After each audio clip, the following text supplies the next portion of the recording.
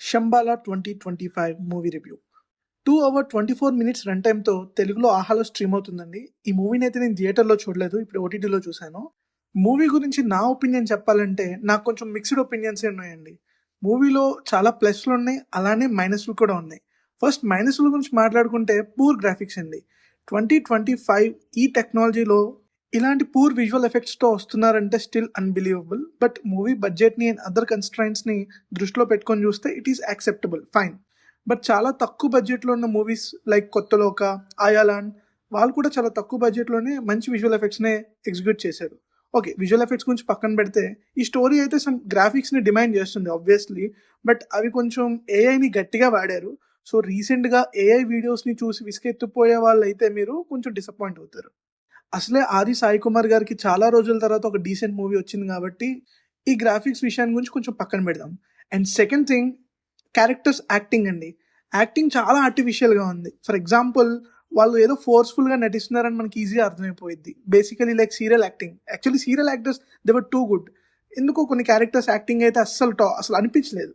And hero గారు acting గురించి మాట్లాడితే ఆది సాయి కుమార్ గారి యాక్టింగ్ నాకు ప్రేమ కావాలి మూవీ నుంచి చాలా ఇష్టం. He's very good actor.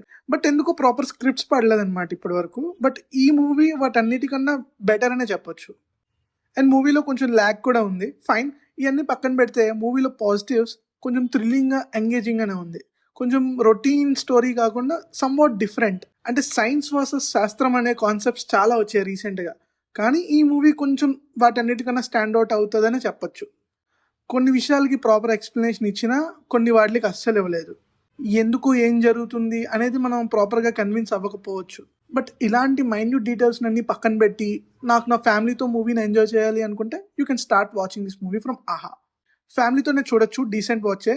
Because అంత అడల్ట్ సీన్స్ కూడా ఏం లేవు, బేసికలీ కొంచెం కొంచెం ఉంటాయి, కానీ it is acceptable. And movie plot గురించి వచ్చేసరికి అంతరిక్షంలో నుంచి ఒక ఉల్క భూమి మీద పడుతుందండి. అది పడిన తర్వాత ఒక గ్రామానికి, శంబాల్ అనే గ్రామానికి ఏం సమస్యలు వచ్చాయి, అసలు ఏంటి, హీరో ఎలా కాపాడాడు. Hero is basically A scientist. ఆ అంతరిక్షం నుంచి వచ్చిన ఉల్కని పరీక్షించడానికి వస్తాడు, బట్ అనుకోని చిక్కుల్లో పడతాడు. సో హీరో ఆ గ్రామాన్ని బేసికలీ కాపాడుతాడా లేదా, అసలు ఏంటి ప్రమాదం అనేది కాన్సెప్ట్. అండ్ మోర్ ఓవర్, మన పురాణాల్లో ఉన్న శంబాల నగరానికి దీనికి ఏం సంబంధం లేదు, జస్ట్ ఆ ఊరి పేరు మాత్రమే శంబాల. అసలు ఆడియన్స్ని అట్రాక్ట్ చేయడానికి టైటిల్ పెట్టారేమో అనిపించింది. అసలు దానికి దీనికి ఏం సంబంధం లేదు. సో అలాంటిది ఏమైనా మీ ఎక్స్పెక్టేషన్స్లో ఉంటే ప్లీజ్ డ్రాప్ ఇట్. అండ్ మూవీలో అయితే అసలు కామెడీ ఉండదు, zero comedy. And high casting కూడా ఏం లేదు, బేసిక్ యాక్టర్స్ తోటే కానించేశారు. బట్ ఎస్, ఈ వీకెండ్కి one of the better movies to watch అనే చెప్పొచ్చు.